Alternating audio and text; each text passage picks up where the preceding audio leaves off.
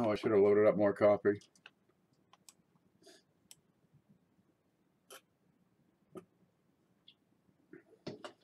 There it is. We are live. It is Wednesday night.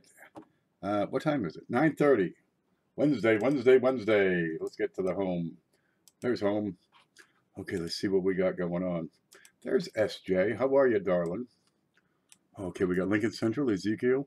For those of you who are watching this on, the reruns, and then the reruns of the reruns, or, you just download it and watch it 24/7, over on one of these sides is a chat screen when you're live.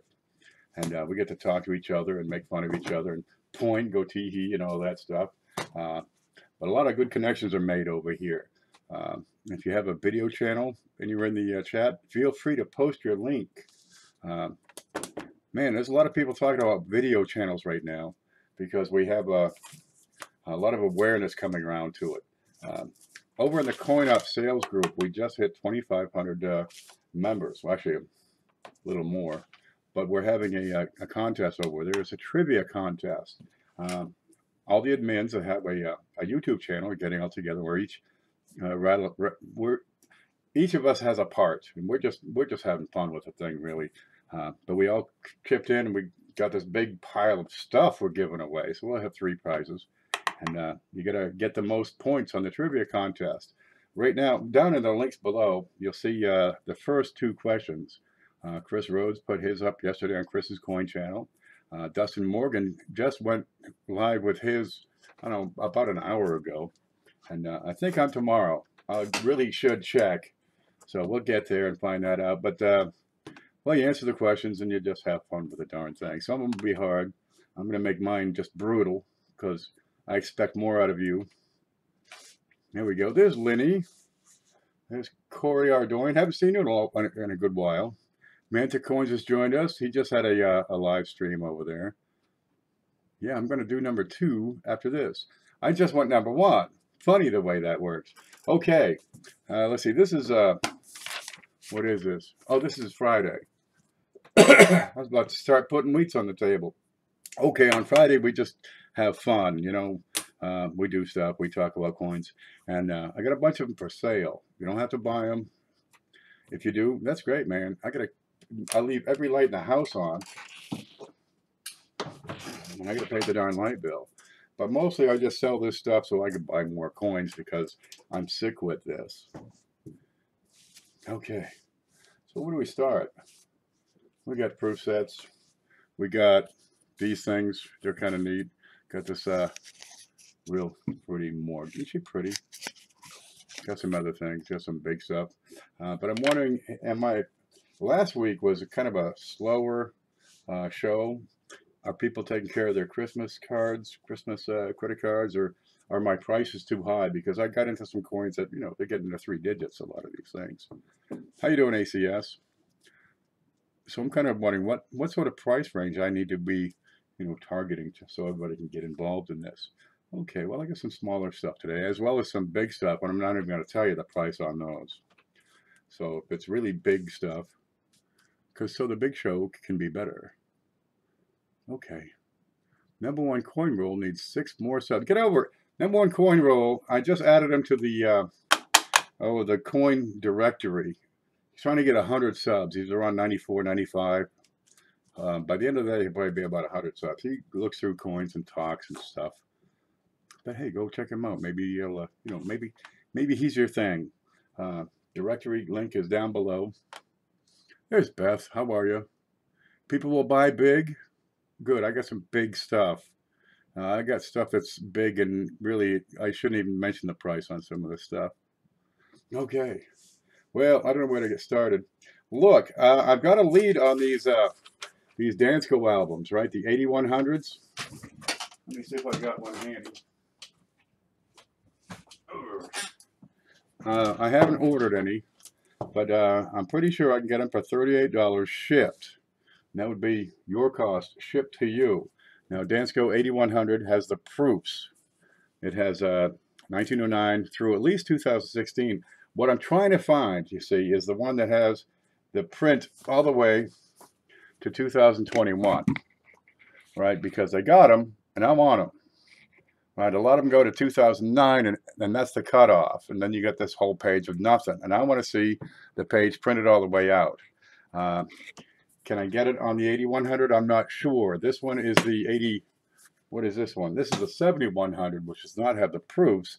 So it's got extra lines in there, and they printed that one. But if I can get them printed, well, at least to 2016, and get them for $38 shipped, you guys will, I'll let you know, and order them. It may take a couple, 3-4 weeks for them to come in, but the price would be decent, and they'd be brand new.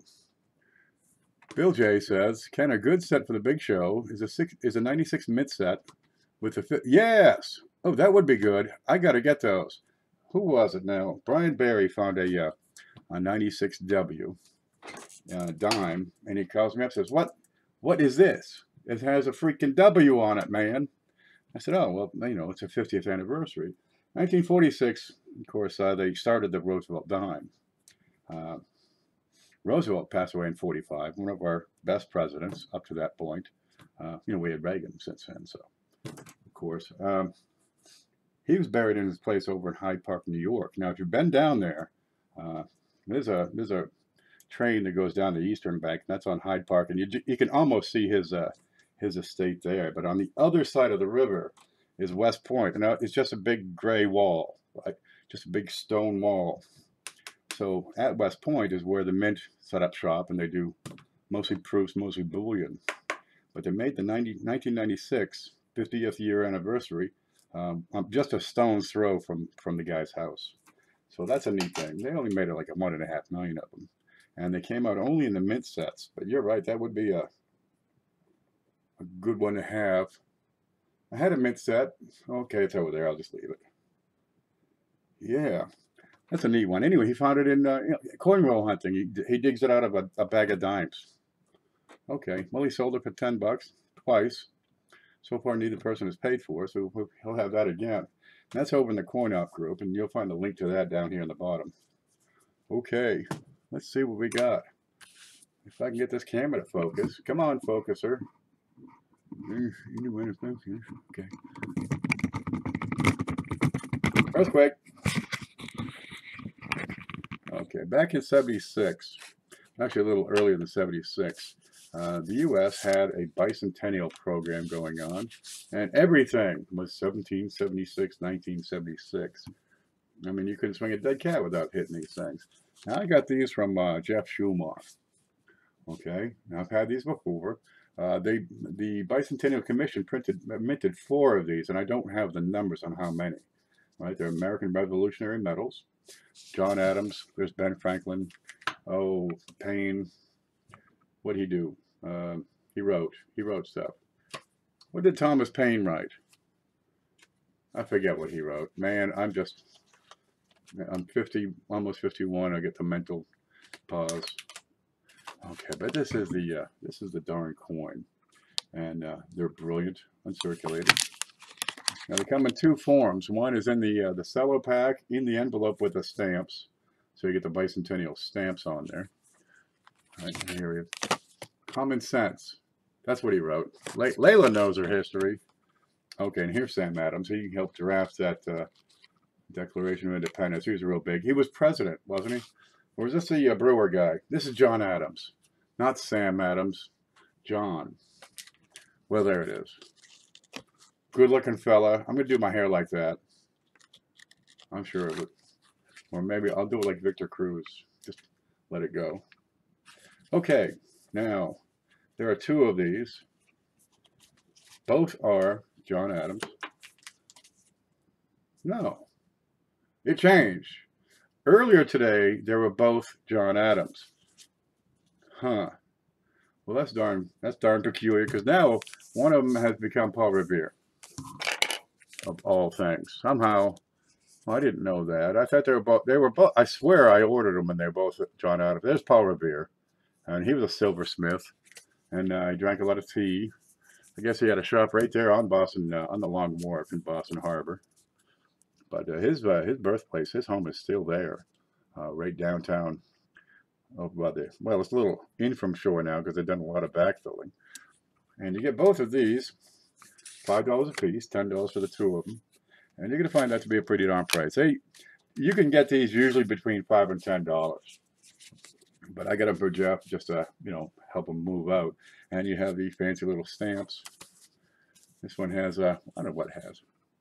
Okay, we asked, but for peace, liberty, and safety, these are bicentennial era stamps. And different setups on these will have different sets of stamps. I like the 4 pieces, the 4 stamps where they're signing the Constitution. No, the Declaration, that's what it was. Deriving their just powers from the consent of the governed. There you go, and here's the back of that $50, Independence Hall. And they're kind of nice. Anyway, if you want to order any of this stuff, because you're going to see a bunch of stuff just go by the screen here. I'm paying tuition for this. Hey, tuition free in Coin Class, you could just go there. Anyway, if you want to order, don't just say it over here in the chat. Send me an email. Now, right beside my head, and I think it might actually be on this side. One of these sides, up here beside my head, you got my email. Please send me an email and say, I would like this, whatever heck it is.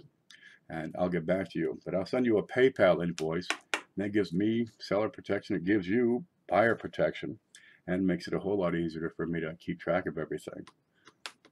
Now, Mark Hunter says, found a 1982 D copper large date. Looks like a machine triple die. I saw that. Yeah, that was interesting. I think what you have is a combination of machine doubling and die wear, but I got to get a better look at that. I kind of went through them pretty quickly. But yeah, that was pretty interesting. I've seen other things. Lincoln Central just posted one, not unlike that, where it was a triple looking thing.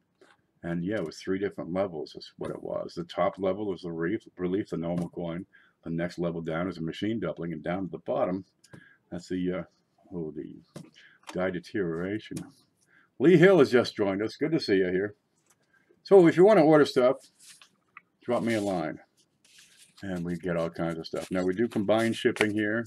You have 30 days to pay for it, so it's not here. Or if you don't want it this week, you can wait until next week and get more stuff. And I hope to get time to list more stuff on the Coin Opp group. Because, man, I've had so much going on. Okay, let's look at the next items here. And I don't even have the prices on these. That's how unprepared. I am so unready for this. Let's see. Okay, we got some proof sets here. And, well, I can show them off. And, again, with the combined shipping, you can order a bunch of stuff. And it all goes in one package. And I got no problem. I mean, if you get it from this show or from the Coin Opp sales group or off my blog, there you go. 1972. You got some great cameo on this. Cameos before 77, that's a real trick. And if you can find them, that's the time to grab them. Look at the black and white on that quarter.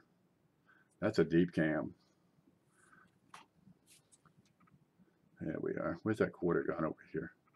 Oh, and I got the trick where I pulled a, do I have one? I don't think I have one. Let me get one. Man, I think I've used them all. I have used them all. All right. So I ran out of flips.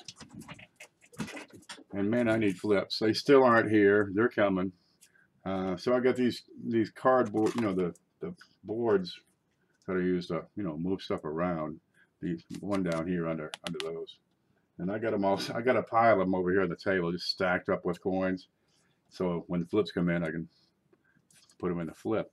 Okay, but I hold one up over the light, and that's going to change the way we see these proofs. And if the camera would focus, it would really be something.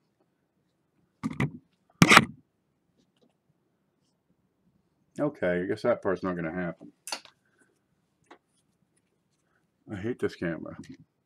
It is the bane of my existence. This is a 1972. What I've got here is a set of 5, 1972, 73, 74, 75, 76. Kind of handy. And there's not a whole lot of margin on proof sets, but I pick them up, $1 off or whatever. And I sell them at retail.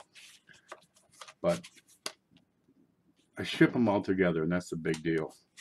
Because I can fit, you know, for $7.50, I can fit probably 20 proof sets in a single package, and that's where the big savings comes in.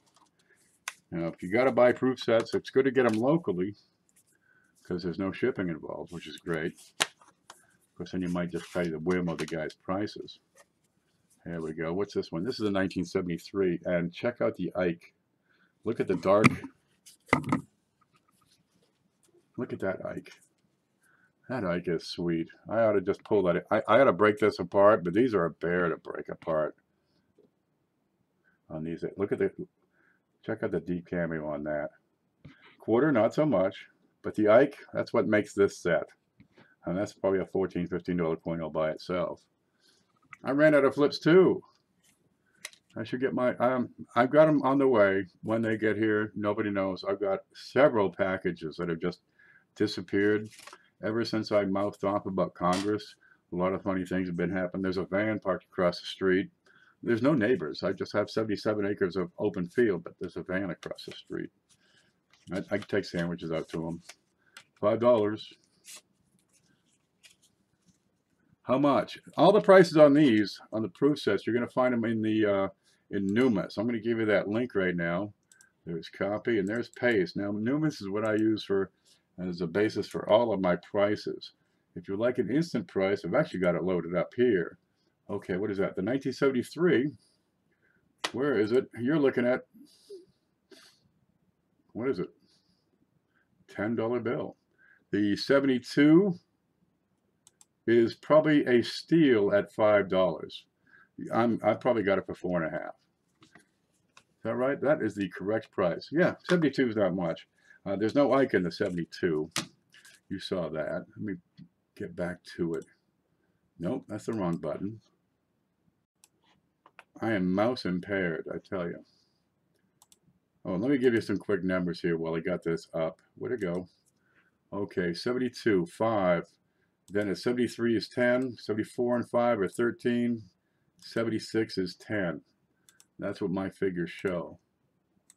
And like I said, I've got no room to work on these, but combined shipping is what's going to make it save it for you. Let's get back up here. Okay, that was a 72. We looked at the 73.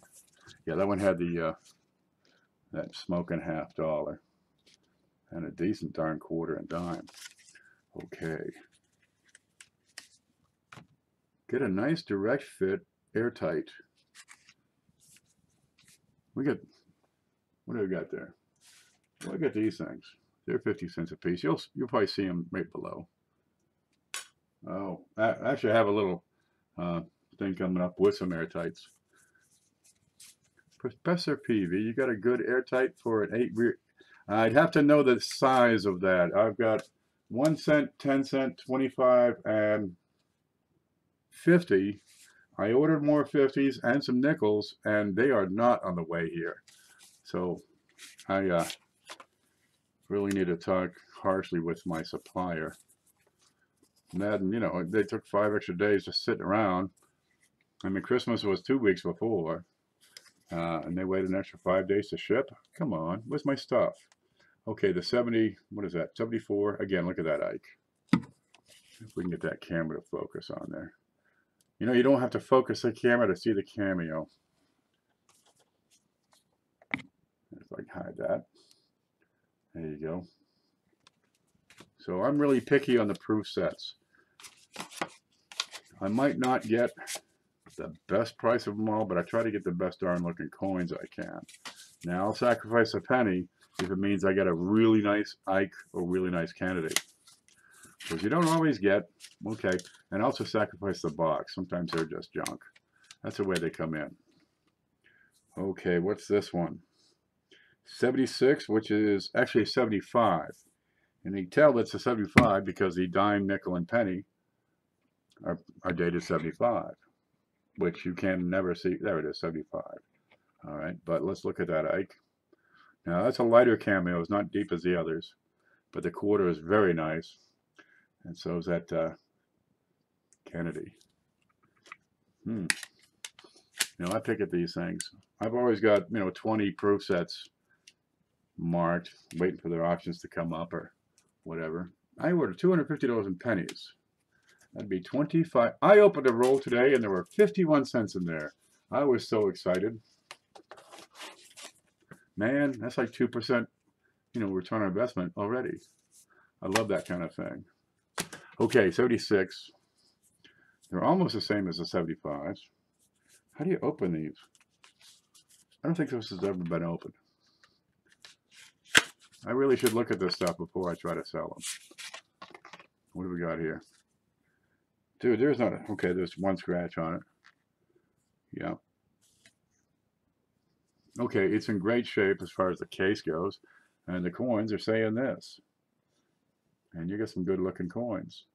Now, come 77, they had started to figure out the process of getting these things to come out cameo. By 78, forget it, everything's cameo.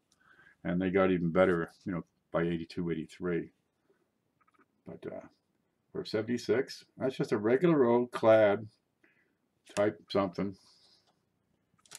Type 2. You can see that. But fantastic cameo on that. That would probably grade pretty well, I suspect. Let's see if we can get a look at that. All right, a little bit of milky on the dollar. That's what we have. But I got a whole stack of these darn things. When I talk about these, they're smaller price, that's the thing.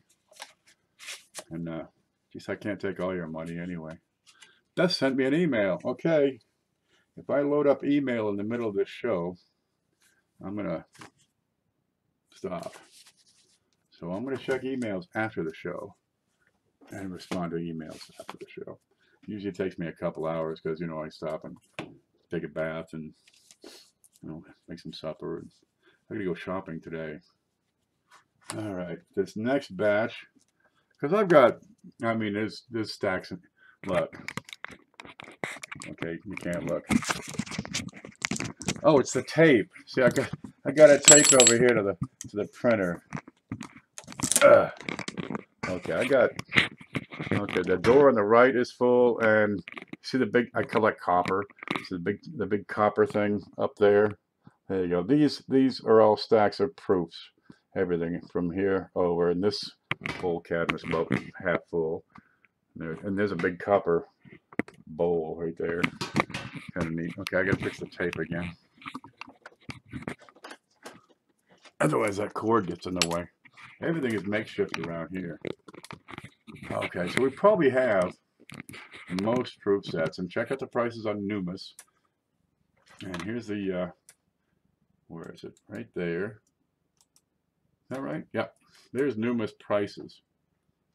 Are you seeing this, or are you still seeing the unknown coin guy? Okay. Harold's out of here. You have a great night, Harold. We'll see you later. I don't use Looksy so much. I'm out in the woods. Nobody ever calls me on the phone, so it sits here and just runs flat. I don't know how to use it anyway. I'm going to kill the phone because I'm not working for the man anymore, which the phone came in handy for. And no, I got another phone right here in the drawer. But I work with Tim with some other things. I order some things, and we talk and such. So I come up with these little stickers, and they're pretty handy. But where to go? These are the Looksy logos. They're little stickers. You can put them wherever you want.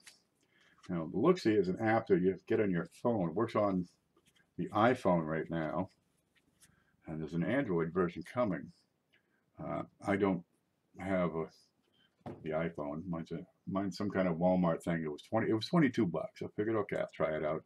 It's got that screen. Looks like the top of my stove. Okay, I got another set here of 5, 94, 5, 6, 94, 95, 96, 97, 98. But I probably have most dates. There's a couple I don't have. Okay, but this is the kind of thing you're looking at. Once you get past the 80s, everything's cameo. Right? But I also look for, the boxes that are in good shape, not tore up. I look for good coins. Want to get that on my Kindle Fire. At some point, it might be out for that. Now, the idea is you can take a picture of your coin, right, front and back. It's going to rotate it automatically so it's lined up right. It's going to zoom it in and out, line it just, you know, so you got the top and the bottom match. Because how many times you see a picture, you know, where you got the front, right, then you get the back, and it's off and skewed, or better yet, the coin is sideways. Oh man, that just irritates the heck. It's so hard. Do you see a double die here? And I'm looking like this. Oh, it's tough. But the quality of the image is limited to your camera, right? If you get a junky phone, you get junky images. But you can carry the app over to any of those phones.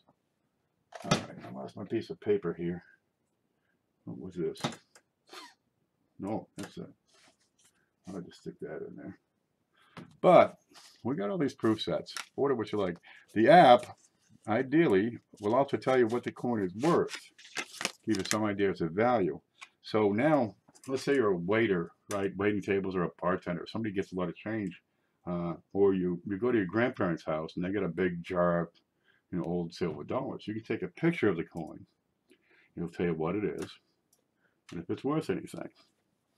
Now, all those coins people are taking and dumping in the Coinstar when old Gramps dies, they can get that look-see out and say, oh, well, we're going to trade these in for $4, but they're worth $4,000. Okay, here we go. Now, the 90s are usually, or these are the early 80s. What are these? These are 90s. The 90s get a bit more pricey, especially the later you go on these. 80s are generally inexpensive. If you don't have a proof set, a lot of these 80s are, I mean, they're $5, $6. You probably ought to grab one. Now, one set, I could ship that for $3 bill. But 10 cents, or 10 sets, I could ship that for $7.50. And that's really the way to go. So I just keep on showing off sets. I could keep on showing, but let's keep on moving. We're 10 o'clock on this. And you get these nice, tidy little boxes that are just a bear to work with. All right, I mean, give me. You got to. It's like origami to get these things to work, right? This would be a great box if you wanted to do a proof. Put a proof set. Put in a pretty little box. Let's open it. Put in your piece of paper and have a nice, pretty coin. And isn't that the way to do it? Instead of having to wrestle with these darn things. Okay. Oh, this is the the proof Civil War 1995 $50. As long as I got that out. And I'm going to take that cover off because the cover is kind of scuffed. And this one is $19. Now I said 20 last week, and that's about right. But we can knock it down to 19. Bring Lady Liberty back. Look at all these guys on the coins now. Nothing but dead presidents. I see dead people. Okay, let me show you this. I can handle it because it's in this plastic case. This is a 95. It's a clad $50 commemorative. And a pretty darn good looking coin. I gotta flip it over, but I gotta put the lid back on.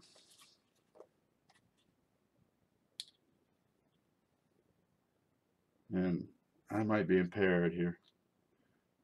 Yeah, that's got it. I'll take the back and just show it to you. There you go, you get cannonballs, and that's enriching our future by preserving the past. When they sold these off to the public, the proceeds went to preserving Civil War battlefields and monuments. And there's that thing. Black and white, though. Black and white. And the box is nice. A lot of times you get the boxes and they're all scuffed and bent and dented, and they get bubble gum on them and, you know, cat hair. Not me. I put that cat outside. Okay, that's it. That's what's going on there. Now I got a few slabs here. Where'd they go? Where did they go? I don't know, man. They're gone. They up there? No. And they're here? Oh, there's one. Okay. PCGS MS66 Jefferson nickel. And we will never get that to focus. So let's try this trick. This is my piggy bank. Beth, did you get your package yet? I sent a piggy in there. There you go. It's just a decent Jefferson. Somebody was saying, hey man, you get any slab Jeffersons?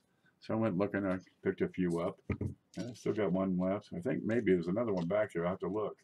But for a 1948, what are we talking, 60 years old on these now? You don't know? Okay, well, you'll get there. It's just that the Bermuda or Bahamas has the pig. The other one has the starfish pennies. We get them all the time. People get on the cruise ships. They come back. They throw their change to the homeless people or convenience stores. Same thing. There we go. This is a $25 bill in this grade. And the book says 27, but you'll find 25 to be right on. And MS66, so it's a superb gem is the way to call that. Okay. Here's one you won't see every day. And I've had this for a while, but it might be kind of high. This is MS64 Brown, 1864, 2 cents. And this is a good looking coin. You got just a bit of luster here and there, just little hints of it. And it's a tough one to photograph because of the plastic. But with my new trick of holding this over it, we may get a better look.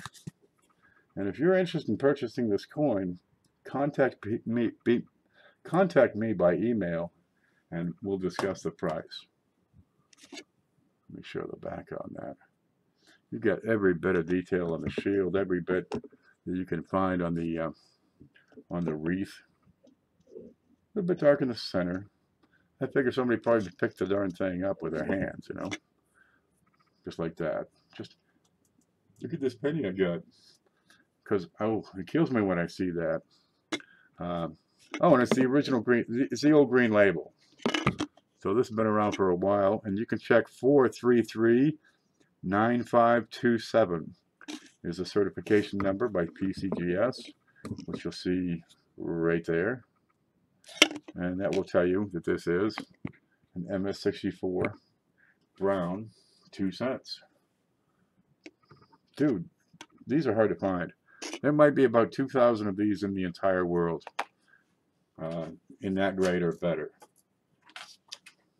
8675309. Yep, that's also good. Turns out the 8675309 is not Jenny, it's a penny. It's like it's an 1804, I think, drape bust. Real nice one. Okay. Let me get all these proof sets out of the way because they take up a lot of space. If you don't have a proof set, get one, man. Just get an inexpensive one, really, in the 80s. So you can see what all the fuss is about. These things are brilliant, right? And I mean brilliant. I got a couple right here to show you. Because I got a bunch of these proof quarters still. All right, now they polish the planchets as well as the dies on these proofs. So the result is a deep mirror finish. Now, they put tape across the die and cut out the details, all the devices. They cut out the letters. They cut out the portrait. They cut out the eagle, whatever, the back and forward. And then they kind of blast it with this fine abrasive, so you have this this deep cameo effect where, you got deep mirror fields and scattering of the light on the insides on all the details. And it's a great looking coin. Anything MS66 and over is just a savagely good piece. Wait, I haven't sent out Lincoln's stuff yet. There we go. Because he wants some flips, and the flips, they're not coming, so I'll ship this stuff out tomorrow. This is from the big show this past week. If I can get this out. Because I want to keep these babies at least a little better than, somebody kept that other slab. Oh boy, look at this. This one's perfect. Did you see this one? Perfect. Proof 70 Ultra Cameo. 2010 Boy Scout dollar. 90% silver. That dude on the right, that's not a dude. That's a chick. Well, okay, they can have chicks. They're boys. They hang out with chicks. And this is This one is brilliant, baby. And again, you have these deep mirror fields.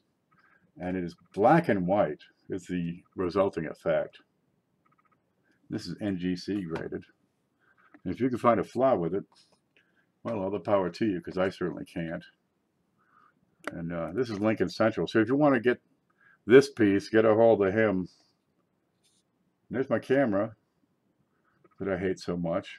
There's the fleur-de-lis and the eagle. Boy Scouts of America. This is what it looks like face up. And check out the mint mark. Did you see this one? Oh, you love this one. Scoop. There you go. Oh, I got to show you these later. Remind me of that. Oh, I got so much stuff. You got to see. There you go. Nice stars in there. See the mint mark on that? P. It's a proof. They've been making proofs in Philly these past few years. So, you know, there's always an exception that all the S mint marks are proofs. No. There's a P. Not for sale, he says. He's got a son who's an Eagle Scout. God love him. I'm going to put that back up here. I gotta get more of those proof 70s. They are slick. Okay. The quarter, that was, I just don't know where it was. That was a North Dakota 2006 S. Now, I've got most years available. There are some years that are like 99, 97, pretty much 97 through 99 or a little more. This one, the 2006, this says $3 each. And if you want 10 or more, you know, 10 different dates, I could do $2.50. But those few dates will be a little more. Just get with me. We'll talk about it. I mean, I got a lot of coins. I can't show you everything. Okay, I'm going to show you this, though. I'm going to go with my blog. And if I can do this right, we're going to go to the screen. Is that the screen? Okay, that's my blog, 1 Million Pennies Project. All right. Now you can get to this page. You go through the right over here. We get a little files index, and in there, well, it actually looked like this. This is a files index. In there, you'll find a value guide for circulated Lincoln cents, and that takes you to this page. Okay, you're going to find good through about good.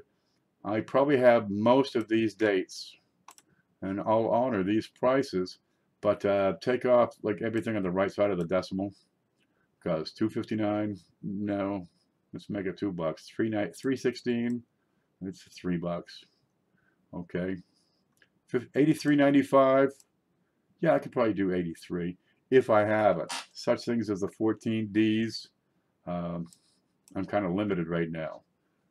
There might be one on the desk. 1999 SVDB. I'm fresh out, but I'm always looking. If you have one for sale, let me know. Okay, the 31S, I keep finding those. It's a strangest thing. I don't remember buying some of them.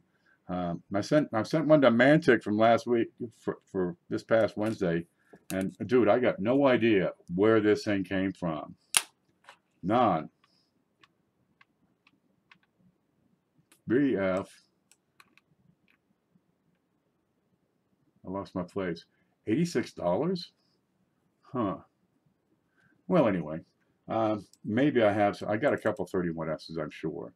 But some dates, 24D, I don't know what I have for grades. I got some. If there's something you need or want, you're looking for, just let me know. And we'll work it out. Now, if it's less than $1, I don't have it, right?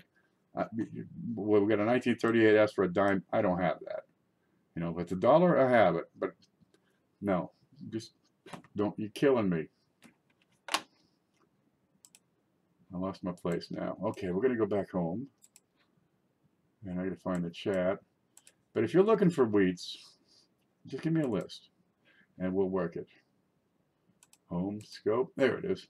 There's the bison. These are actually bison. That's the American bison. And to learn about the buffalo and the bison, get over to CFA. He just did a coinumentary about that.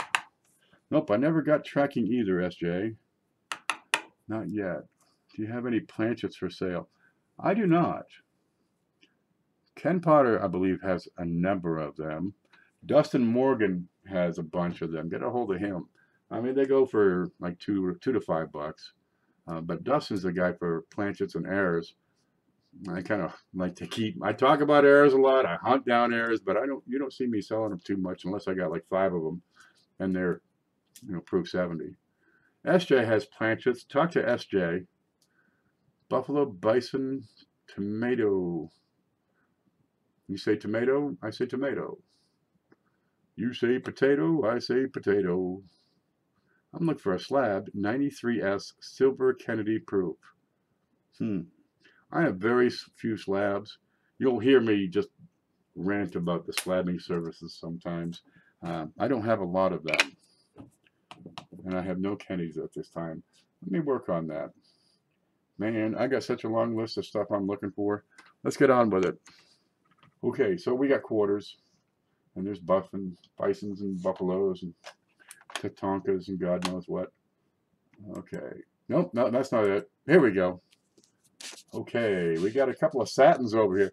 Now this is neat. I'm talking to the guy. And I say, hey man, this 2007's junk. It's got this big spot on it. I'd already lined up the 2010. These are satins. Now the satins only come in the mint sets. Unless somebody breaks the darn things open. Now, I see them because nobody wants the quarters. They don't want the dimes, certainly. They only want the 2005 nickels. The pennies do okay, and the halves do okay, but I'm not going to buy whole sets and cut out 1 or 2 coins and not break even.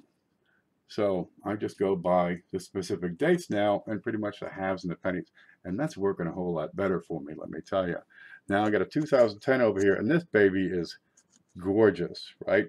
See how the satins scatter the light? It's like the proof finish across the whole coin. And I'll put that down on the scope here. But the 2007, I'm looking at the 10, I got that lined up. I said, dude, this is ruined. You get this giant spot. There's a scratch behind his head. It's ruined. He says, okay, I'll throw that in. So I'm here to tell you guys, if you buy the 2010, okay, I'll throw in the 2007. Now let's have a look. Now these satins are burnished. The planchets are burnished. Shined red. Oh, no, that's not it. Here we go. There's your Kennedy. And that one has a big spot. I think the mint guy, the guy working the mint, just drooled or something or blew his nose. I think Ken should wear a bow tie. I got one out of my truck. Okay, you get just a small scratch right behind his head. But it's a satin, so at least you get to see what it looks like. See how dull this is? Because the light's not coming back at your eye. It's going everywhere but your eye. It's scattered. But this one's got, it's got some contact marks.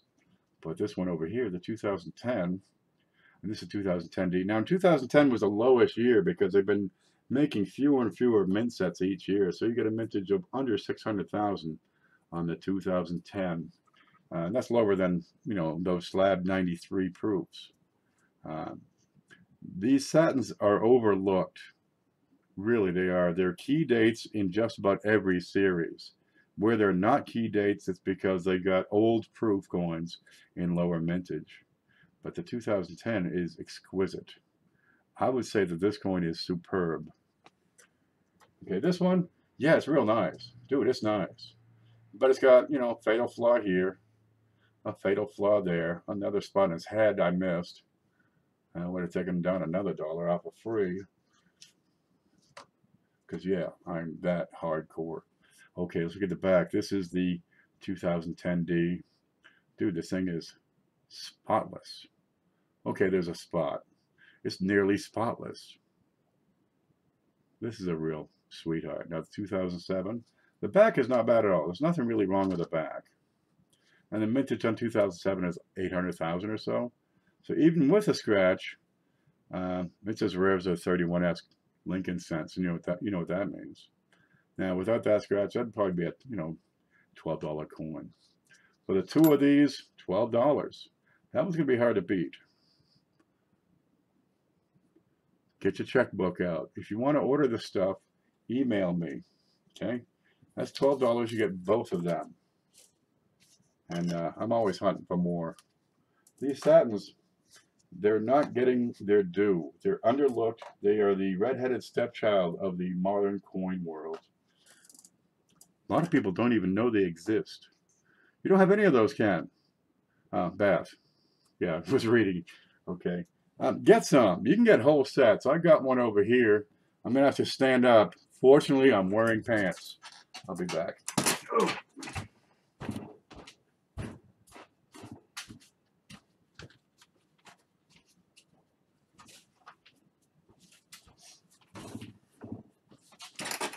Okay, you ready? This is a 2013 U.S. Mint set in the original box that it was shipped in.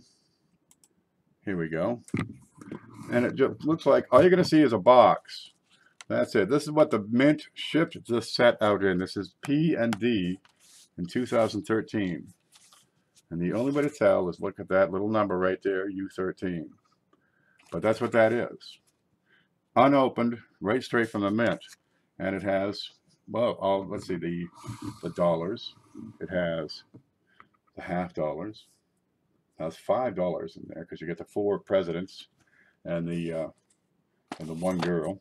You got 5 quarters in there, 5 state quarters in satin. And let me show you the difference between satin and proof here. Let me use that rubbed up one. So your quarters in satin, they're really quite impressive. You see the difference here in satin and proof. Okay, and I got a BU here. So we got another comparison. Alrighty. Now these are shiny and reflective and brilliant, and they blind you. Here you can see most of the detail, no matter which way the light is hitting it. Light hits these just right, you're gonna get flashed, blinded. These satins are exquisite. They really are sweet coins. Now,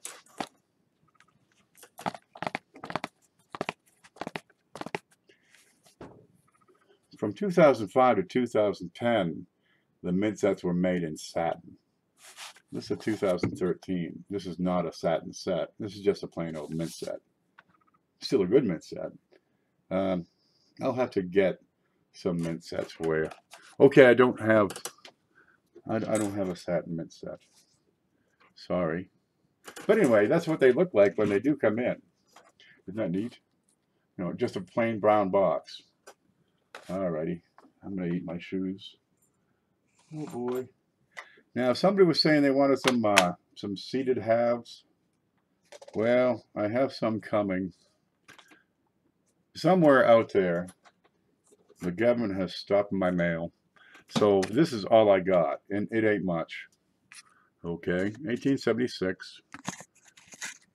Now this is not a peach, this is a plum, because this is plum wore out, baby. Satins are like the enhanced uncirculated coins. Now the difference in the texture on the enhanced uncirculated compared to the satin is a much finer grain, in my opinion. But the enhanced are okay. I don't think I really like them because it's like a reverse proof. It's a novelty, a gimmick. I've got one up here, and I just don't care for it. I think the production is shoddy. The materials are inadequate, substandard. I don't like them one bit. Let me get one. I'll show you.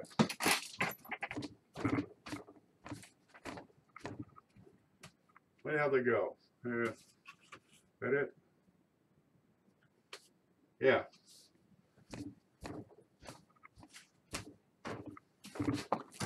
Now, yeah, you got all these different finishes, and you got to have them all. Let me set this aside for. We'll talk about this plum later, which means it can have more dings and still make it out the door. You know, I haven't actually had a reverse proof around here yet. This is the enhanced uncirculated. Here we are, and you get the quarters and all. They're decent. Now you've got satiny surfaces, but some surfaces are highlighted with just like a brilliant finish. It's highly polished, and you're going to see that well. There we go on the backs in particular. Where's that river? There we go. The top right. That's the Ozark quarter, and you can see the black and white with the river being polished, but everything else being smooth. Over here, the George Rogers Clark. They had to make those quarters well in advance of when they were supposed to be making them, so they could make this set. And there he is out in the wilderness there, shooting whoever he's shooting. There you go. What's the next one here?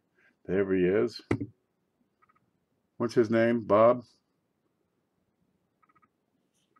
Bob Ross. That's their Bob Ross quarter. There's the Ellis Island quarter. Again, highlighted. Is his beard? Did they smooth out his beard? That's strange. Okay, and I can't quite get to that one. Oh, that weird thing. I'm actually starting to like those effigies because I keep finding these neat clashes. And where you get the George with the booger snots in front of his nose, it's the grass from the back of the coin here. That's a really neat one if you get those. Animal crackers. That's right. There you go. And there's their front. But this guy, look at this. One of these sides. It pops open here. They're no good. They're falling apart. Where's the other one? Maybe it's this one that's cracking open. There you go. Look at this. Is it supposed to do this?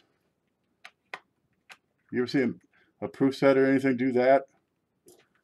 Oh, look at this. That baby's cracked wide open. So I'll get contaminants in there. Okay, and the girl there, Liberty, the letters. That's a lot of hype, I think, for this. I mean, I wanted it because I got to have the penny, too. I got to have the penny. Of course, mine comes in with a big splotch of junk or something on it. Well, there it is. There's the, oh, this is a neat one. This is one of the few coins with non-English writing on it. The Sacagawea dollar with, what's his name? Sycamore? Not Sycamore. Sequoia. One of them trees. There we are. And he's got he actually developed the language here for whatever tribe he was in. I don't know who they were.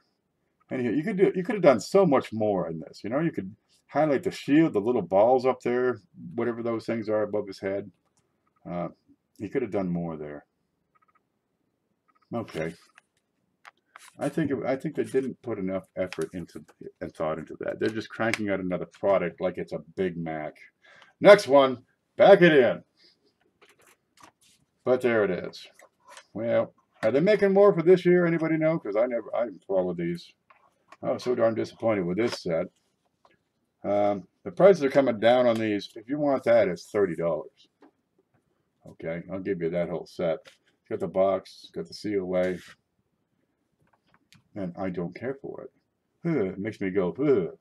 Okay, next up, what do we got? Got some Indians here. Okay, let's see what we got. Got an 1860 and an 1863. If I can get these to point upright, I'll put them under the Tootsie Roll. Now these are copper nickel.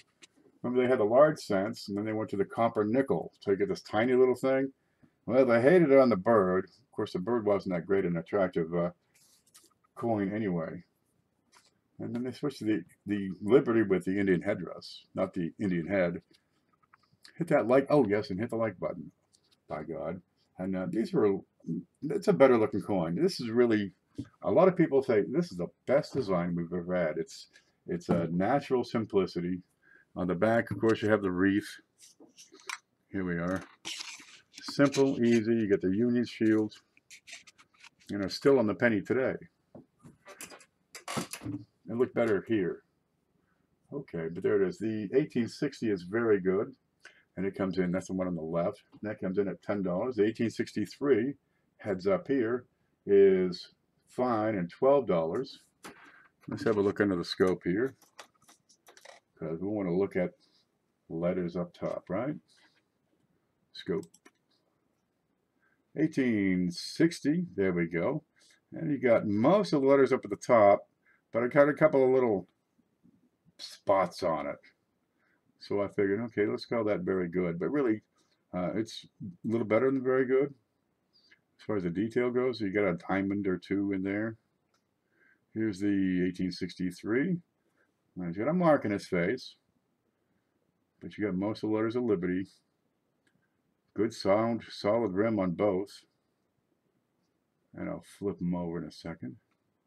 And that is whatever the lesser expensive 3 is on that. I don't know if it's open or closed, but it's the lesser expensive. Okay, let's flip them. 1860, here you go. Got a little bit of junk up here in the top left. But ribbons, leaves, fine detail on that. And the back on that is better than the front. Over here, this one's fine. And there you go. Look, you get lines of the arrows across a wreath. These are some of the first things to go when the wear comes in. Is these lines right there. The backs are pretty decent on these. So, okay, 22 for both. How about some halves? What do you got here? 1935D. Walker. There she is. And my grandmother gave me a few of these way back in the day. She gave a bunch of them to Carla. Now I sold mine to pay, you know, I think a speeding ticket back in the day. I think Carla still has hers. It's my cousin. She's real sweet. She's a nurse. She's got a master's degree. Okay, we got a D. There it is. And the condition here is very good to fine. It is $15. That's not a bad looking walker. One of my favorite designs. Yep, this one and the Mercury and the St. Gaudens are always on top of everybody's list. Where is it? There you go. There she is. It's not screwed up. Yeah, it's got some wear. It's got a mid mark. That's a 1935D on that one. There it is. Cute little $50. I have no Benjamins. I've been looking. I got this guy who comes by every now and again and takes every bit of silver. Well, he used to take every bit of silver I had, and now I've been holding back. Oh yeah, I got that over there. I've been holding back a few things, but he came by recently and took. Well, he got all the bennies. Okay, take them. And well, I got a bunch of other things. Okay, we've had this around for a while, so we're going to cut the price from 17 to 15. That's a Colombian $50. What was the date on that? 1492. No, wait. 1982. No. 1892. That's it. And you got great detail on this. You can get right in. Let's have a look under here. Let's look for lines on the sails. Home scope. We look for lines in the scales. Of course, we want to see all the grid lines on the globes. But if you can get lines all the way across those scales, you're pretty much at an AU coin. I call this XF because I don't have quite all the lines across all the scales. But by God, I've got most of them. Amber will be back if I'm still on. I like that. Coin Dragon likes that. Well, send me an email. I'll set that aside because you do have 30 days to pay. Right? Another spot to look is in the hair. And again, your AU mostly, but I got a couple of dings. I'm a little dark. I mean, I got great stars and cinquefoils. I've got almost all the hair here. But the tone is dark, and I don't quite have every sail line. And that's what I want to see. I want to see these coming all the way across, even in AU. A little shadow on those here. Yeah, I'm missing a couple, 3. But otherwise, I mean, it's a decent piece. You can have a look at the rim. Slide it around. I learned to go a little slower because sometimes I get a little lag on this. You emailed me on that. Outstanding. Now, I think I've got another one around here. Maybe I do. Dude, I don't know. The desk. By God, the desk. Hey, FBI guys, come clean up my desk for me. You can keep all the coins you find. We'll be banging that door in seconds. Okay, let's look at that on the big screen. Now these Columbias are pretty decent. This is one of the what is it, the first $half commemorative they came out with, 1892, and they sold them for $1. It's decent. It's dark. It's been handled, but not too rough. But I still call it XF. And we'll never get the focus back on that. Come on. Ah. Alrighty. The heck with her. There it is. So I'll set that aside here. I meant to get this shown at you. This is the Seated Liberty $half, 1876. And like I say, she is plumb wore out. But it does have, well, it's got all the major devices. Let me try doing this. Oh yeah, I gotta pull this drawer out just a hair. See, the front plate of this drawer came off, and it's a metal desk. So I got these points, and it always rips up the side of the chair when I have the drawer out.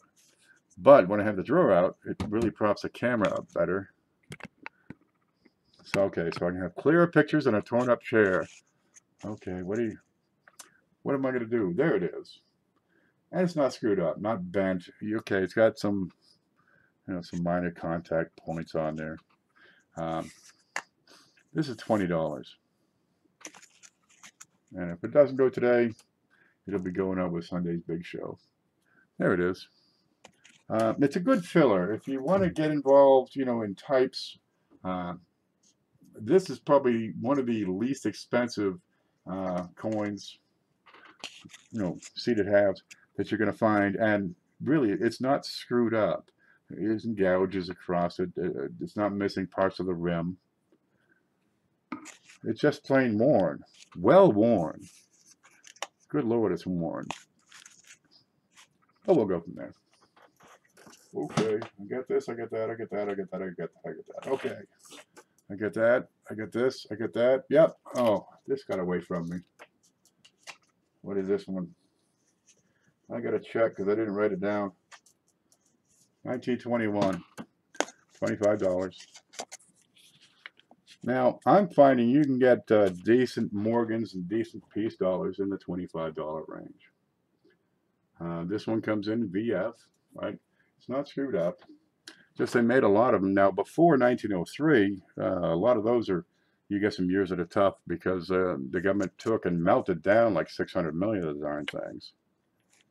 There you go. We'll look at the back. Of course, you got the Gothic writing, that good sharp eagle. Good sound rim. Now, there's a piece over here somewhere because I got a stack of stuff. Yeah, you can get uncirculated for $30. Some of them, they'll have marks and stuff. Of course, they'll be MS-60. But these, geez, they're not bad. You can get a decent Morgan for $25. All right, here's a 1922 on the piece dollar. Again, 24. Oh, this is $24. That's what the book says. And you got all the detail. A little bit of toning on this one. A good shark eagle looking over at the sun, looking forward to the future, I guess he is. Or is he looking at the sunrise? Because that's kind of like the eastern side. Is there a debate on that? Because there should be. I only got one Morgan, 1902. Get another one. Get them all. Collect them all. Get one older. Get one better. All right. Get into another type, another series. There you go. So 2049 gets both of them. The Morgan. There you go. 1921. And the next year, the 22 piece. That's not too bad. Look how big and huge these are. Did you see this? I mean, there you get the penny. There you get that, the uncle. Put 10 of those in your pocket and walk home, right? But they're not going to hear you. They must have just beat the heck out of each other back then, late at night. Dude, he's got some change in his pocket. Let's get it. We can buy some whiskey. Of course, a few years later, they made it legal again, and you just buy the whiskey without stealing the money. No, they would still steal the money. Okay, we did that set. Yep. Okay, I guess I'm. Oh, here you go. What's that one? That's an 1842. This one we had last week, but I had no bites. I thought I'd try it again. That's an 1842 large date. It's in good condition. Mintage on 1842 was 2.3 million. There's about 1,500 surviving specimens. This baby comes in at $20 even. So again, it's an affordable date. It's an entry-level piece. And compare that large cent to these little things. I mean, they were huge back then, size of a half a dollar. Jeff made me $3.50 richer today. Outstanding. Way to go. Do it 100 times, you got something. You can put him to work. Let's look at the back of this.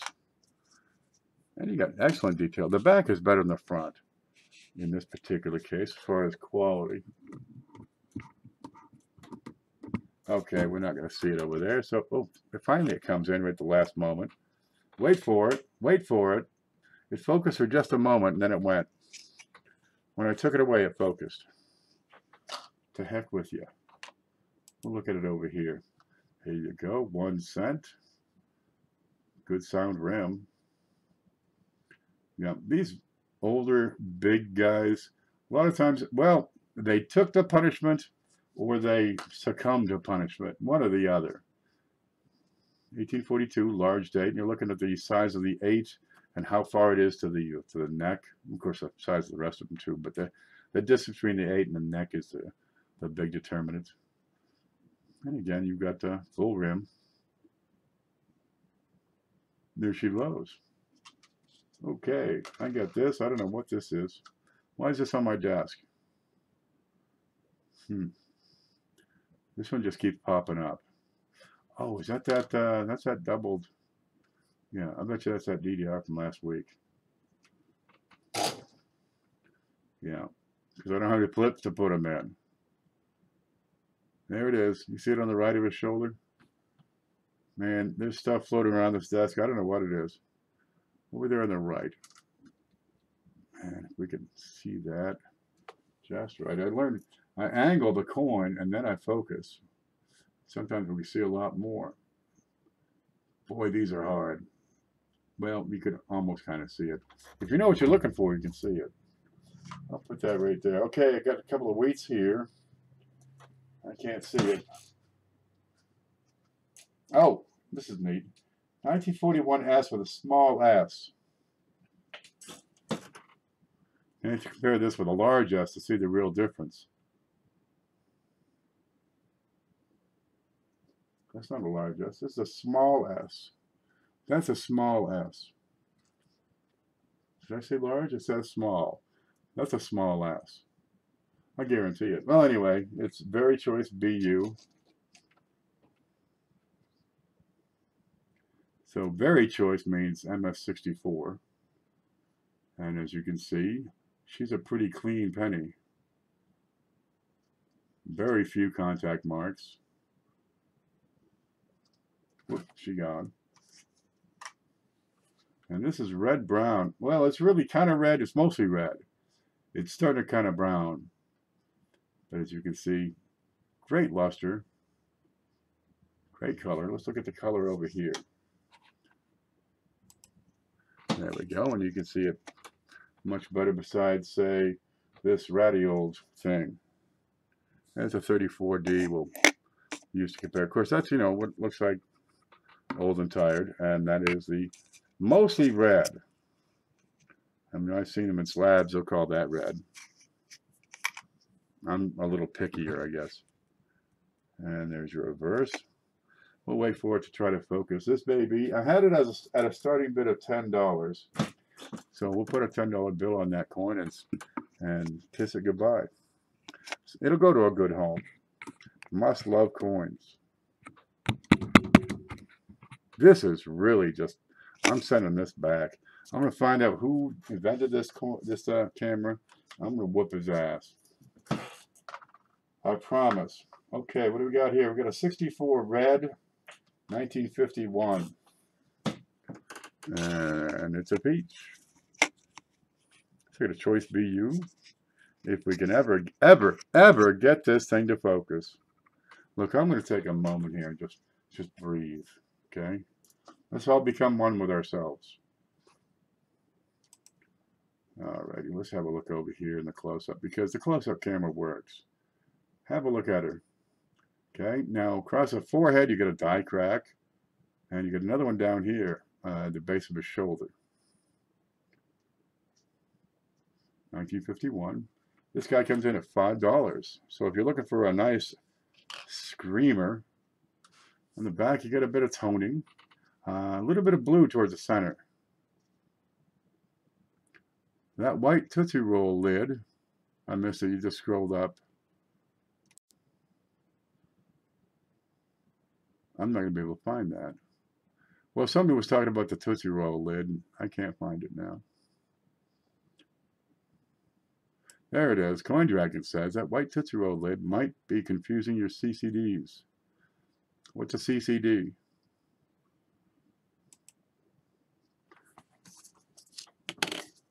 I'll put this black card right there. I'll double stack the cards and see what that does. Let's try this. I'm going to go home. I got a black card in place. Now let's try it. Does it sharpen that way now? Is this what you're talking about? I have to trick the software and I was going to trick the software. There's the reverse of that. And what was that? 1951 MS64. And if you like toners, you're going to like this one. Let's see if I can get the color here.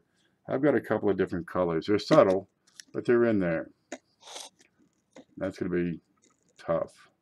There you go. You're starting to get some color, mostly towards the center of the coin. You've got these colors, and they are subtle, but they're in there. A charged couple device. I was working at a restaurant. We had a charged couple come in one night. Let me tell you. Yeah, that was nice. That's a $5 bill. Now, I've shown you this one before. It is still available. This is the 1955 FS021.97, also known as the RPM #1, and that's Konica #1, Wexler's #1, Copper Coins #1.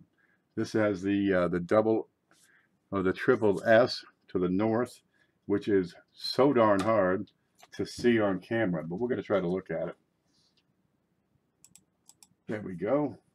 And I think I had it the other day, and I just have to go really screaming slowly. But we can see this right above the S. Now I'm freehanding this because I got to get close.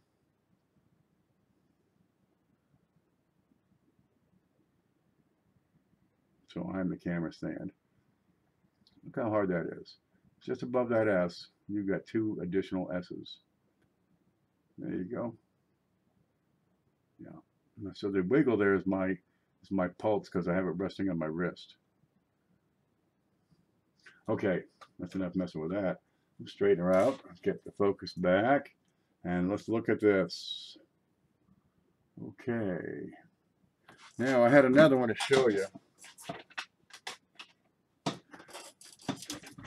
Okay, this one is neat. This is 1955S in MS66. Right? And then we have to compare with that. All right. Dude, this guy is immaculate. I can put that together on the same holder.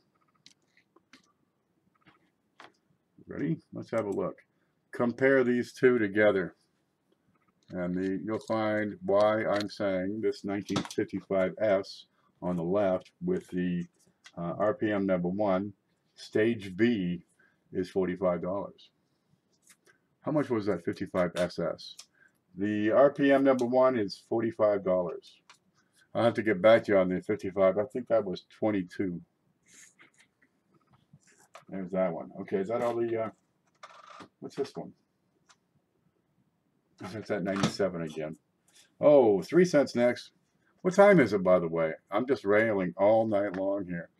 Sometimes I could do this all night long. I got some 3 centers. There's more on the way, so I've got more dates coming. Is there any more in the stack here? Oh, there's one. But I got a couple more dates coming. I can't even see this stuff.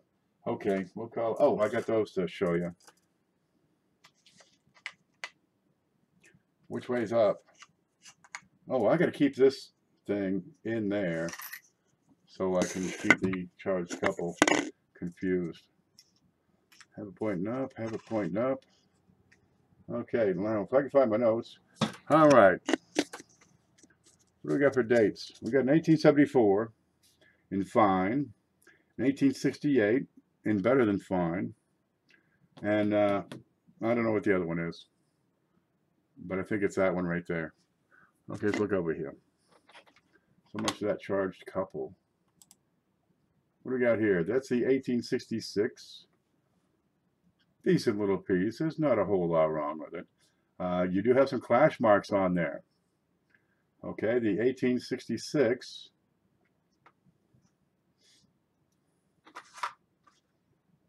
has no price.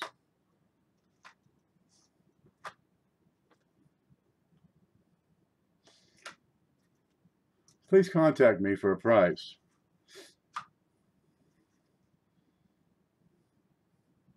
$20. Okay, the 1866 with the clashes is $20. Just like that. See how easy it is when you're the king? It's good to be the king. One down here is the 1868. This one comes in at fine plus, which is a little, yeah, so that one would be very fine.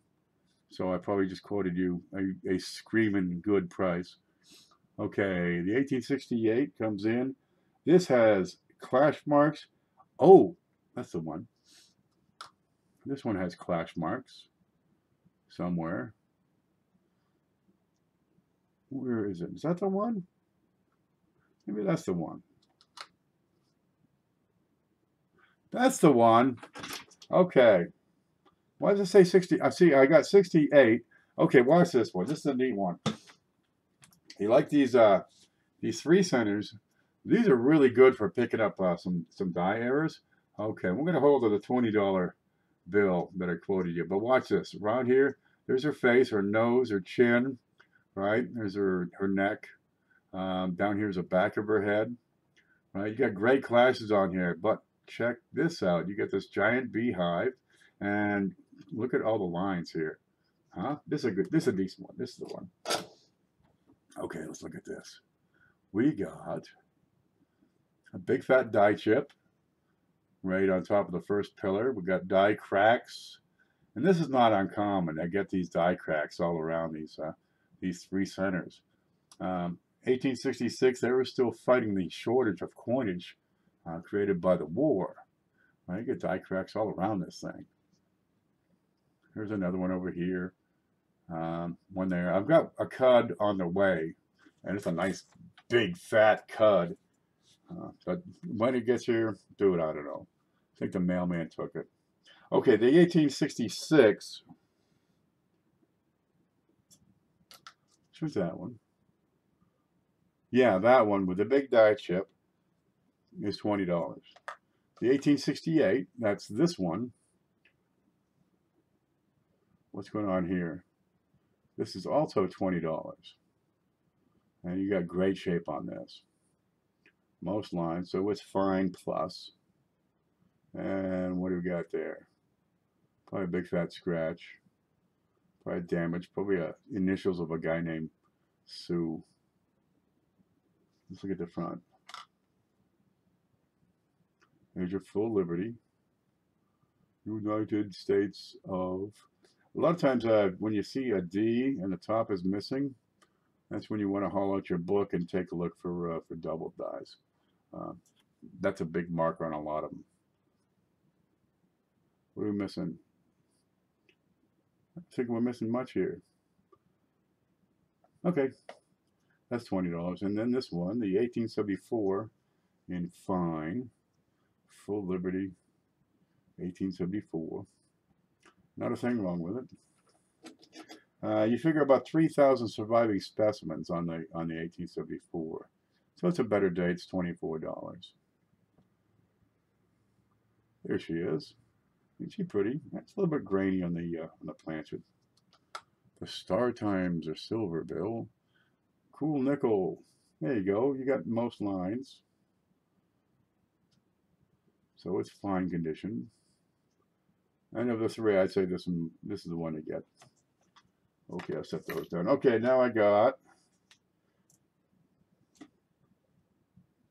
Skip those. Okay, because we're running. Oh, it's 11 o'clock. Okay. I don't have a lot of flips, so it's a bit of a test for me because I'm a heavy flip user. I'm sick with it, you know. So I got to use these. Okay, so I got 1968S, which you can't see, but it looks like this because it's in the holder. That's brilliant uncirculated. And we got, oh, check this out, 1969S. That's freaking awful. Where'd those spots come from? Okay, I have a better one. 1970S. And that's a large date. Which one is a less common? 41 small or large. You want to have the large. One of them is 9%. And who's got that information? I think Wexler goes into explaining that. The large? Yeah, the large. You want to get the large. The large 41 and the large 28S. And we have a 71S. Nice shiner. What you have here is a set of all circulated S mints in, well, brilliant uncirculated, in acrylic holders for $6. And I've got a better 69S. I'm sure of it. And probably a better 73S. That seems to have a little contact mark on it. Oh, and I'm also taking pictures through the bags, which I don't know why I'm doing that. I could probably take these out. Now, here you go. I got kind of nuts back in the day. I said, I'm going to have a set all in these 2x2s. Right? And then I said, oh, I want to have a set all in these albums. And I said, oh, no, I want this because I can take this apart, put the coin in, take the coin out, throw it away, put in a better one. This is how I want to do it. And so they're reusable, and I protect them with a bag. Okay. Yeah, I like these things. 74S, and that is a large. That's a large date. There he is, Abe. But just the holders, you know, see the holders, I mean, they're 50 cents a piece. But you get them all. $6, that's not too bad. And there's your estimates. But put together a whole set just in the holders. And you can always keep upgrading. That's kind of handy. But that price takes care of, you know, the shipping on that. There is $3 shipping on everything, but the price here takes care of the extra bit. We'll go from there. Guys, I'm going to thank you. I think we're good now. Okay, now I'll have to check some things. I emailed you, but we'll PM you tomorrow, says Beth. You got it, dear. I'll be around here, I'm sure. That would burn my eyes. You mean like eye bleach? Okay, let's look at some stuff. Here I am back in the 80s when I was the unknown coin guy. There we go. I can move this out of the way. I can put that back in. Look at how pretty that is. MS64 brown. Here you're starting to get into investor grade coins.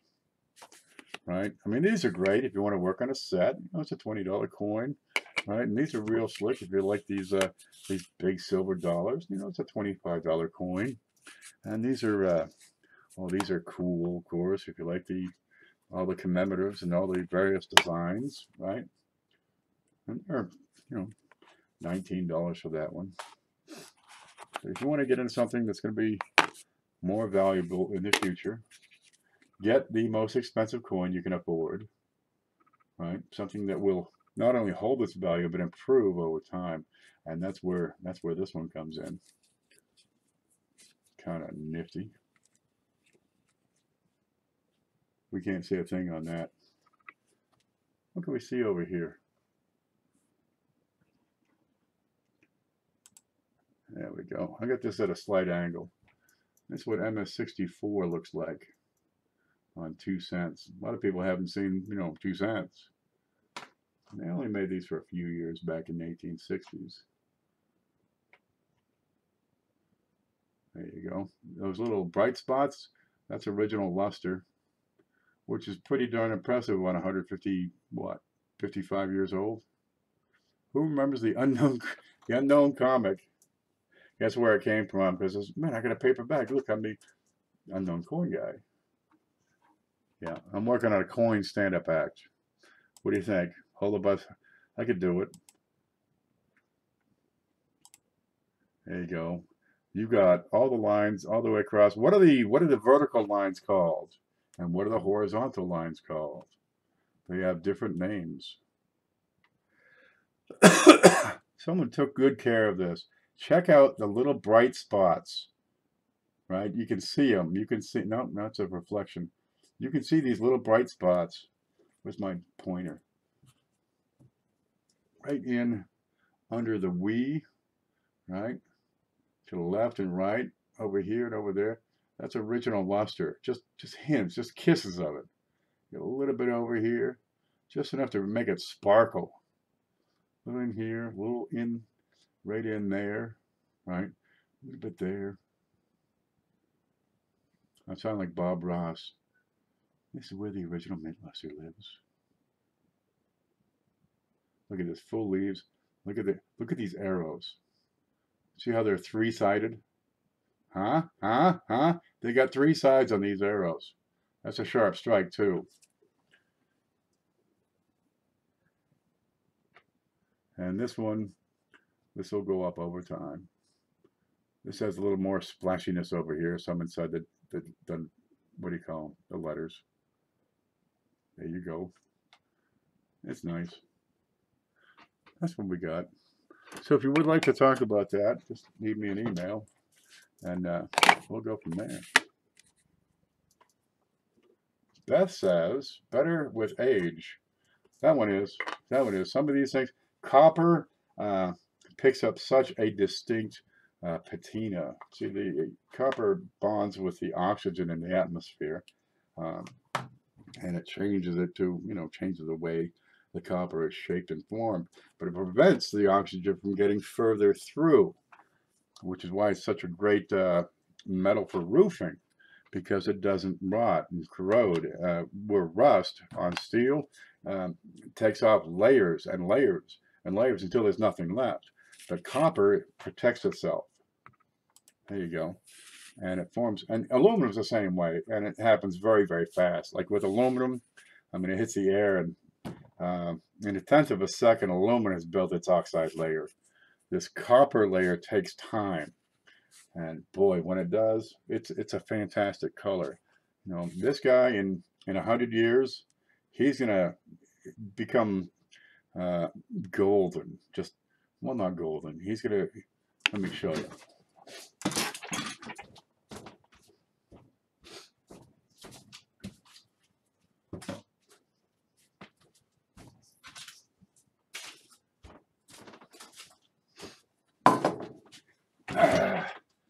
They say, why copper, Ken? That's why. All right, this is why. Okay, it's a little dusty. Okay, that's a brass knobby there. That's a candle holder. But copper will take a polish, it will take a shine, and it will hold it for a very long time until it's time to change its color. All right, you can bend it, it's malleable. You can hammer this together at home with a ball peen hammer, right? I use this in the diner as a candy dish, right? And it's got color, it's got character. It's not this big white thing. This is a bowl. Now, copper is reactive. It's a reactive metal, right? So the inside, you'll see it's been abused because I use this in the kitchen, baby. You whip your egg whites. Say you're making a meringue. You whip your egg whites in a copper bowl, and you're going to have a puffier, fluffier meringue. That's a proven fact too, because copper reacts with the egg, makes them grow. But that's what copper does over time, and that's what this will do. That's what this has done. That's why copper. I mean, look at it. It's orange. They call it red, right? It's MS66 red, this one. But it's not really red. It's like a pumpkin color. You know, it's pink. And it goes to, from, where's your brand new ones? I got some brand new ones here. You know, pink. You open up that fresh roll of 2017s, 18s, they're pink. And it goes to this orange pumpkiny. And then you get this aged look, which is okay. And then you get this antique looking thing. So a lot of times these older coins, it's hard to find them in red. Ain't not. Yeah, of course they weren't red anyway. They should be orange. But that's how that works. Okay, if you want to order stuff, get a hold of me on the email. Now down in the links there, you're going to find a link to the parts 1 and part 2 of the trivia contest we're having over at the Coin Opp Sales and Trades group. There's prizes, there's coins, there's supplies, there's stuff, and go from there. You got to get the questions right. I think I'm up tomorrow. I got to check the schedule. We're just farting around. We're just having fun with it. But you guys, somebody's going to win stuff. Jeff leaving? Take it easy, baby. Zinc disintegrates. Yep, you got the hydrozincite. Zincote, whatever the heck. That's part of what tomorrow's class is. I went through all these 90s and just pulled out everything I saw, right? We got some rim ridge. We got missing letters. We got, finning. Just all that stuff you find. What's this? Is it worth something? This is the stuff that, it's not worth something. A couple of them are.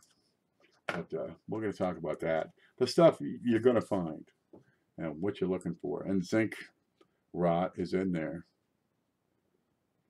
Zinc oxide, you use a commercial abrasive. Yeah, they put it in your sandpaper, I believe. And they put like that lava soap. And that zinc, what is that in there? Pumice? I'm not going anywhere. No, I'm going to be right here. Okay. I got to pick up this desk. What is with this 34D that's been floating around here for so darn long? Why do I have this here? What's it doing out? Screen? Scope. Oh, okay, that's why. Can you name what's wrong with this? Yeah, how about look at the E? Yeah, that's why. Okay, I had pulled out some of these before to show them off. Okay, give me a number on this one. This is a double die. This is the kind of stuff that's floating around the desk. We could sharpen that out. Now you get an extra thickness on the numbers and letters. 1934. Look at the hook on the bottom of that E. That's a big giveaway. Right? See how a little bit distended the bottom of the U is? There should be an even thickness all the way around the U. And over here, and this is what I talk about. You see on the back of the B how it swoops. The bottom kind of swoops, and the E swoops. You get these curves on the back. That's because it's been doubled, right? It's been slammed here and slammed there. So the end product of being hubbed a couple of times is you have this swooping. And that's what you're looking for these double dies. See how extra thick these letters are. Right? If that was an MD, they'd be regular size, and part of it would be chopped off. But these double dies they're thicker. That's the kind of thing you want. That's what's on my desk. Good Lord, is everything here. What's this? Oh, that's my proof hider. I need a home for that. So do you have any questions? Can I get a 1968 S penny with fat dates? Let's see it, Bill. Right there is my email. Send me photos. If you can't send it to me, send it to the Coin Opp group. You'll find the links down below. 68S, I'd have to look. I don't have it loaded right now, so I can't see what's known for existing stuff. But just because it's not attributed doesn't mean it doesn't exist. Where's that other one I just had? Good Lord, don't tell me I lost that one. Where is it? All right. Okay, here's this thing. And I've been looking all week, and I mean all week, everywhere. I got about, I don't know, 15 hours, 20 hours into this, trying to find an attribution for this coin. Because, let me set it to black first, because I've got some doubling on this coin, and I can't find it listed by anybody. Now this is a San Diego half dollar, 1935 S. It's in god-awful nice shape. I mean, just, dude, look at it. Here's the back of her. That's from the San Diego Exposition back in 1935. And it is right and tight. But now let's put it into the scope and have a look, because I cannot find any reference to anybody on doubling. Let me move this. I get so much stuff on this desk, I can't function. So now I got so much stuff on that desk, I can't function. Watch this. Watch this. Go to scope. Let me find some focus. Now with the slab here, I've got to tilt it, right? And then I focus. And we're going to start seeing some neat stuff here. Let's look at the tops of the letters. This is of America. Alrighty. And this is hard to see on this side. We'll go to the other side. You're going to start seeing some more clear doubling. I think I need to get a little closer here. Closer. Closer. And how's that? Close enough? There we go. But I'm starting to see some doubling here that is not consistent with the flat shelf. Now, the S, for example, I've got a split serif on that. I got split serifs on several of these coins. Not the coins, on several of these letters. Over here, if I get that light out of the way. Yeah, on the whole darn United. The ends on this one, not only double, they have texture to them. They're not flat, and they are sculpted to fit the letters. That is not a flat shelf. Oh, the eye, the top of the eye is pretty clear here, where I've got notches. But nobody has this listed as a double die. Is that because they haven't found them? You got to bear in mind, half of these coins were melted down to be turned into 1936. So you've got a whole lot of room for, entire dies to be missing, rare, unaccounted for. You just ain't seen them. You're going to have some stuff pop up. But this is a prime candidate for a double die. And where's that? You can see these serifs that are split. You got to take your time with this camera, though. There you go. The E's a good one.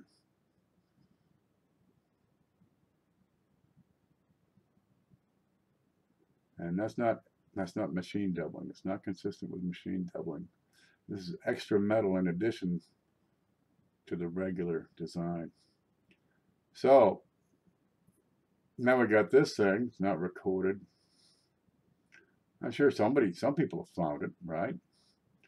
How much is this thing worth in Mint State 65? Because this baby is beautiful. So anyway, just because a coin is not attributed by Wexler or Konica or me, doesn't mean it does not exist. They're out there. People still find some double dies from Robert Lawson found at 1944, just last year. Been hiding out for what, 70 years? I mean, come on, look at the tits on her, huh? They'll poke the eyes right out of your head, man. It's after 11, so the kids are in bed. We can start talking dirty. You see tripling? Okay, I think one of what you're saying is the slope of the letter. But yeah, it's nice. And I've got doubling from here pretty much over to the AME. I don't see a thing down on this side. That puts it at what, class 3 would be appropriate for this? Let me turn the light back on. Class 6. That's why I got to study that too. Not much going on down. Okay, you get a little bit going on down here.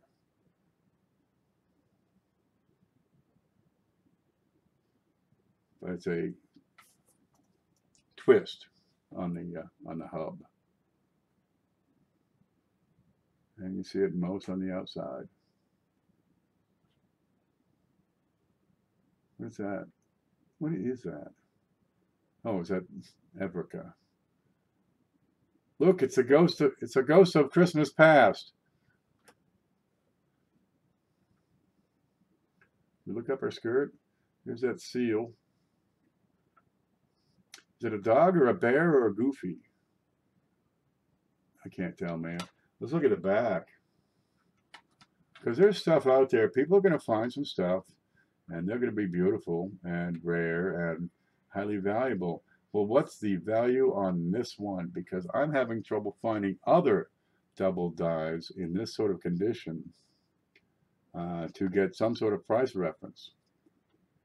Well, okay. I suspect it's worth a little more than the 125 I was going to let it go for. Well, the back looks normal here. There it is. Hey, Reptile, how are you? We talked about coins and showing them off earlier. Now we're just kind of into, the goof off time. Then 1 or 5. Yep, it's actually very clear. 3Ds. Oh, Eureka. Somebody's Rika. That cat really smells. God, he came in today. I think he rolled in something because, damn, he had to go. All right. What I'm showing off right now is some doubling I've discovered on this 1935. Let's make this steady. And we got it pretty good over here on this side.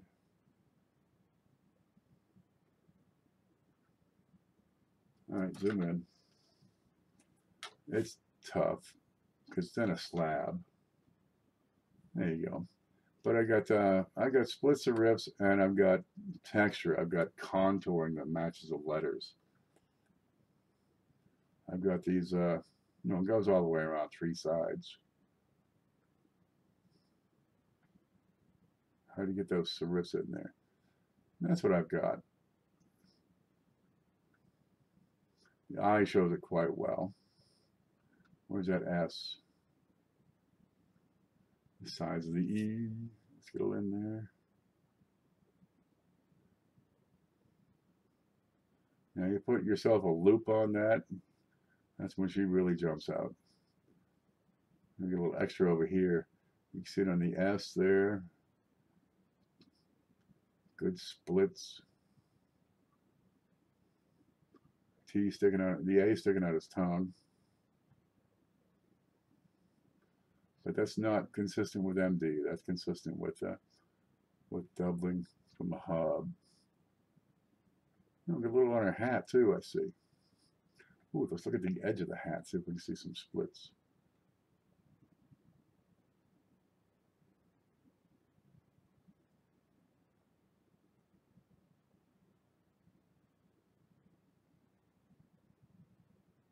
That is tough with that big flashy light in there. Anything on her face?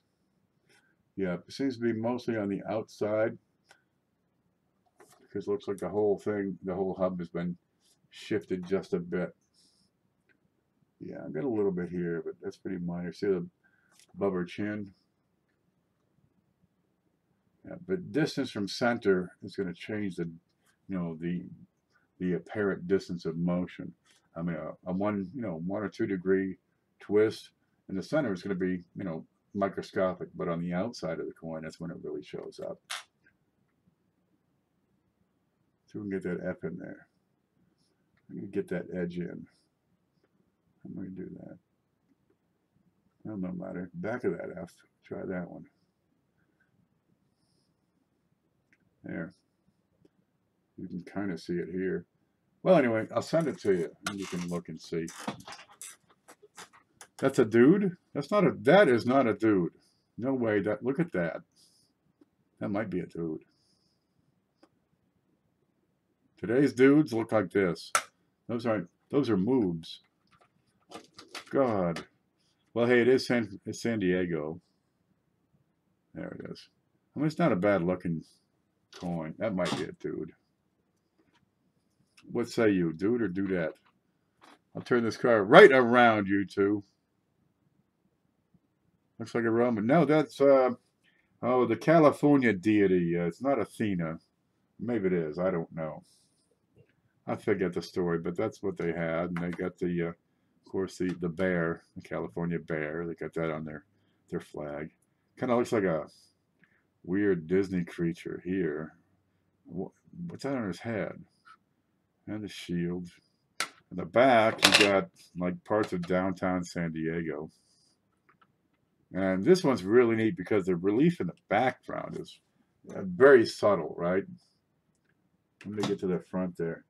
You look above the bear, and you got the sea, right, and the mountains. Look above Eureka over here, you got more mountains. And it's subtle. Just enough to add, some background noise. On this side, I ain't got no idea what you got.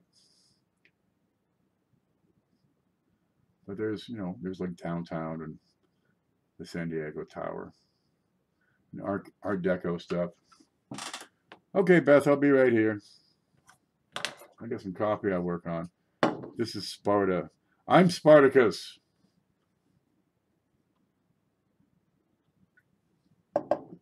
Can I get the I'll look for the California Jubilee half. That's going to be a little more, probably $1.50 to 200 range, I believe. I mean, what do you want? You want a filler? You want top grade, mid range? That's what it all comes down to. Is what are you looking for? Because you can probably get anything. Minerva, I think that's the name, which is probably Athena. Wearing the Corinthian helmet and holding a Doric spear.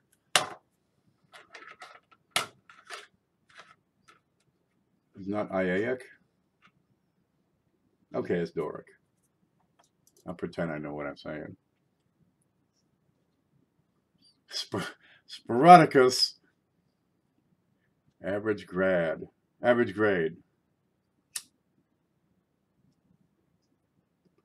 I'll look around.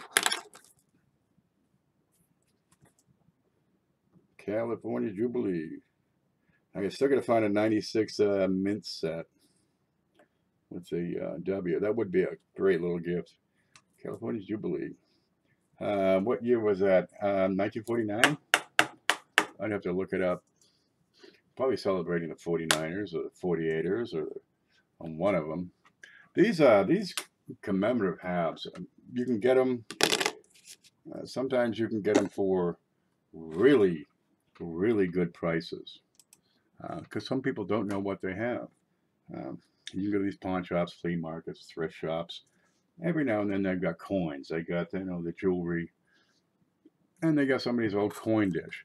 A lot of times, that's where I see Morgan dollars. A lot of times, that's where I see them, and they got, $20, $30 on them, and they're either crap or, dude, we got to have that. And sometimes you get commemoratives in there, and it's pot luck, dude. It's hit or miss. It can be gold or it can be garbage, but there's stuff out there. That's really check it. Look at those glass cases where they got all the little trinkets and costume jewelry and pins and stuff. That's where you find this. But people are dying all the time. it's really neat because right now it seems to be a drought. In my experience, it used to be you could go out and, you know, whatever you wanted was on the market. Uh, but you got a lot of collectors that have bought a lot of coins and they're holding on to them. People are living longer, the whole bit. And I'm not seeing the coins coming back into circulation, or into the market rather, not in circulation. Great looking, fantastic wheats. They were everywhere. Everywhere. What do you like? You know, you want red and brown. Just match your whole set with the same color. And now you got some dates, all you can find is good. 14D, all you find is good. 1924D, good and very good, right? 31S, very fine, right?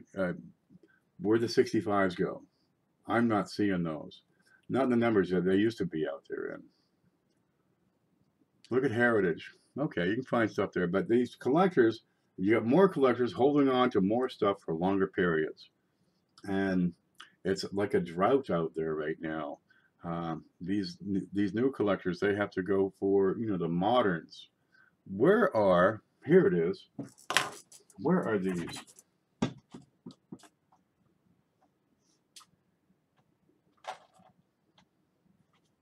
I used to go to coin shows and they'd have, you know, one table be a guy who would have, I mean, every color of the rainbow on seated, halves, quarters, dollars, Gobrecht dollars, trade dollars, seated dimes, you name it. How nice do you like? He's got it. Now they look like this because people are holding on to them longer.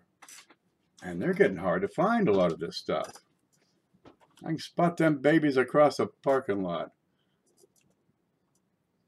I forget what you're talking about. The commemoratives?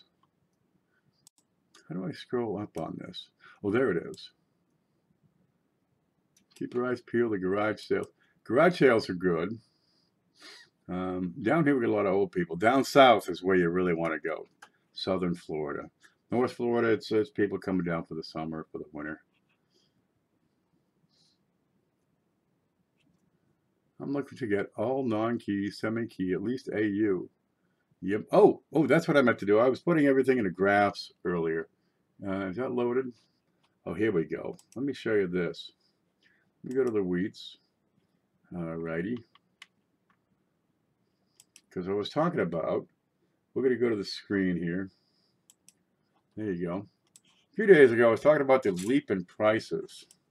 Okay, so we're going to take, let's say, how about 15S, right?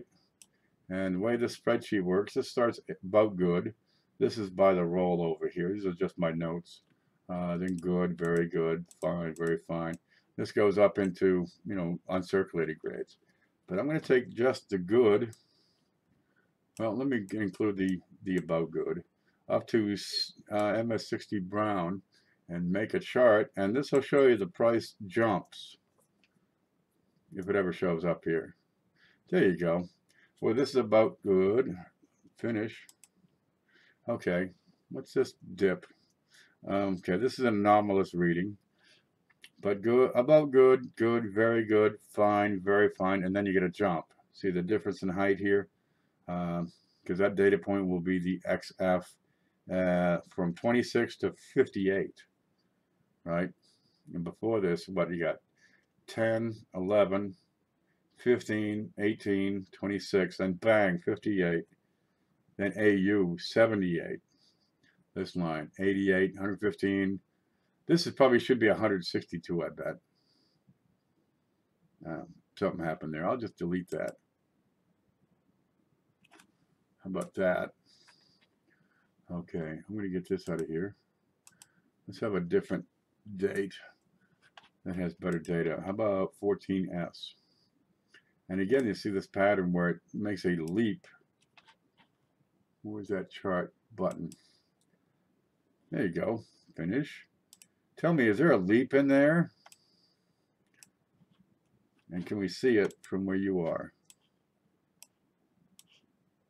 Yeah, you can see it just fine. See that leap here? That's your very fine. And then it's straight line after that. So you get two different two different slopes on the same graph. And right here is the inflection point. Okay, so this guy is probably a pretty good price for the detail you get. And this guy, you start to pay a whole lot of money for a little bit extra. But after that, it's just about straight line. Well, at that point, just go get the best one you can.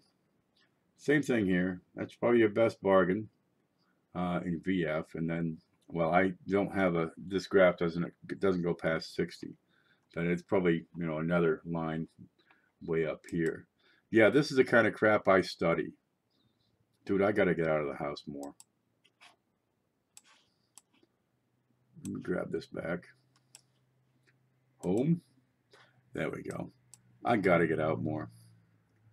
You find the coolest lamb. Thank you, ma'am. Somebody call a ambulance. Microsoft has some good stuff. Yeah, the graphs are handy. It can show you, you know, stuff. It's a visual representation of the data. And you can see the trend rather than looking at number. You're looking at this set of data and then that different set of data. You know, you have a change in the aspect ratio of the little shapes, and that's pretty handy sometimes. It'll show you stuff you don't pick out from just looking at a row of numbers, unless you can do math in your head real fast. Ramalama, 1946S. Very good. I used to graph trinomial equations for fun. Just for fun. Here you go. We'll just graph this. Why not? It'll be fun. I have all my foreign coin from my site to the graph. Graphs are fun. Math is fun. Yep. Sticking my head into the moving blade of a 5-grit grinding reel is fun. Licking a belt sander while it's moving is fun. Yes, I know that. Stepping on Legos in the middle of the night. That's the most fun.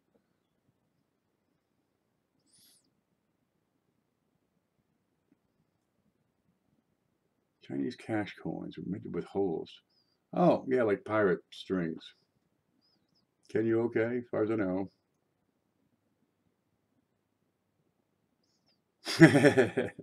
Oh, we're talking about how much fun graphs are and what else is fun. Jumping off a bridge is fun. Licking a frozen pole. That's fun. Going out in the yard when it's fireweed. They got this thing called fireweed down here in Florida, right? And they say, oh, man, you want to wear shoes. You don't want to step in that fireweed. Well, in town, we didn't have fireweed. Up here, we got fireweed. Dude, you want to wear shoes. I like to go barefoot. The fireweed ain't fooling around. You step on that and your foot is on fire. I mean, for 12 hours. Nope. It's not what fire ants smoke. It's just weed. What it is, it puts out these little spines, these little hollow spines, and it's like a calcium, you know, tube. But they're really pointy on one end. So when you step on it, you get, you know, 1,000 holes in your bottom of your foot. But they're, you know, they're open because these are tubes, these little spines, and they hurt first off, and they don't heal because you get the tube in the way, and it's hollow. And it just burns. God, it's like, it's awful. We shoot trespassers with rock salt. Nope, not me. I use lead. It's much more effective. Then I drag their bodies inside the house, and then I call the sheriffs. Hey, this guy came in. He went for one of my guns. I had to fucking turn his head into a canoe. Okay, man. Because we got that stand your ground thing. Are they like sands? We got sand spurs. Now, sand spurs are like these little balls, right? With, you know, half a dozen spikes sticking out. And they're this big. Jeez, when you got one in you, it feels like they're this big. They are the sharpest thing known to man, and they stick into you. And microscopically, there's a little hook on the end, a couple of little hooks on it. So it's, you know, it holds.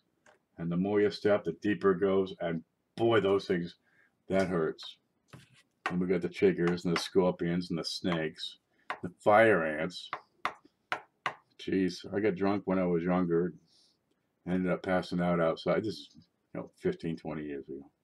Ended up passing out on an anthill because I woke up and my whole side was just puffed right up, puckered right up. They got me good, man. I didn't feel a thing until I woke up. Hey, man, the wedding's in 10 minutes. You coming? Oh, yeah, because I was the best man. I had to go. Yeah, let me get some pants. Here you go. Your dad must have talked to my dad, Coin Dragon. You can shoot someone for being on your property. No, you really need to have, they need to be a threat to you. And if they're a threat to me, dude, I'll waste them right here. I've had a good life. I got no problem spending, 20 years in prison. Good food, you get some. They got tossed salad. Why not? But you can nap all day. 3 square meals. Plenty of times out here, I ain't had 3 square meals. But once I take that first guy out in the yard, there's like a list of people I'm going after. Because when I go postal, man, I'm taking them out, a whole bunch of them. So just push it, man, because I want you right in front of my primary target when I go postal.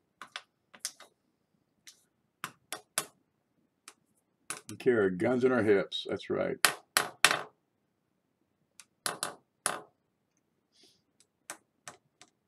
If you're taking your stuff, waste them, man. Waste them. I touch my coffee, they're going down.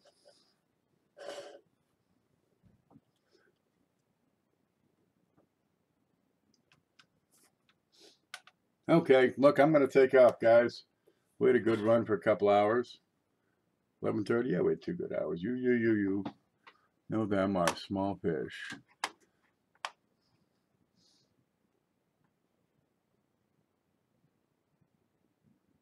I don't know what Coin Dragon is talking about, but it doesn't sound good. Alrighty. You guys stay groovy. Tomorrow we got coin class. Sunday, the big show. Looks just like that. Stop in, have some fun, see what's going on, and take it easy.